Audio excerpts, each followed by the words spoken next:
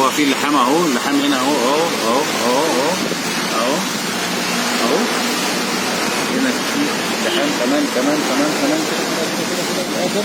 وتيجي هنا برضو نفس الوضع، هنا برضو هنا في لحام هنا اهو، في تقطيع هنا كده، وبرضو هنا في لحام في فرد الشاسيه هنا كده اهو. وده معمول سيليكون هنا كده في فرد الشاسيه وانت ماشي اهو، هنا كده لحد الاخر ماشي. وتيجي هنا برضو قدام عند الفرده اللي قدام اللي هي مكان الصدمه الاماميه هنا اهو، برضو هنا في عصره هنا فرد الشاسيه، وفي هنا شغل من ورا في فرد الشاسيه برضو. من هنا الفرده دي كانت مخلوعه اساسا واتلحم الثاني واتعمل لها سيليكون، وهنا الفرده الثانيه اختها برضو نفس الوضع.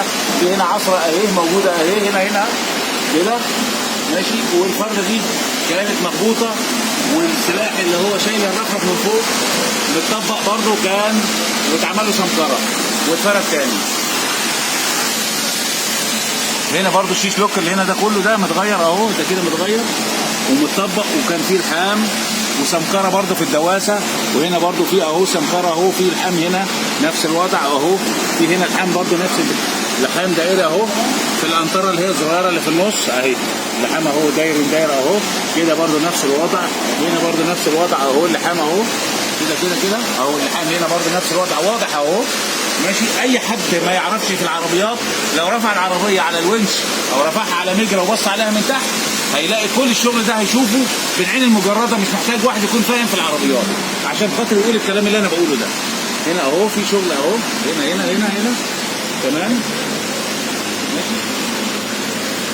العربيه فيها لحام من النص من ورا، وفيها لحام في فرش الشاسيه، وفرش الشاسيه كانت مخلوعه واتعمل فيها سيليكون اهو واضح ماشي، ومخبوطه من قدام وكانت مقلوبه، وادي فيه لحام من هنا اهو ادي اللحام اهو هنا اهو كده بالعرض اهو، اللحام هنا اهو بالعرض اهو هنا اهو، هنا في لحام من هنا واضح كده اللحام كده. خدت بالك من فرد الشاسيه نفسها دي متغيره، فرد الشاسيه اهي اللحام بتاعها الدائري اهو.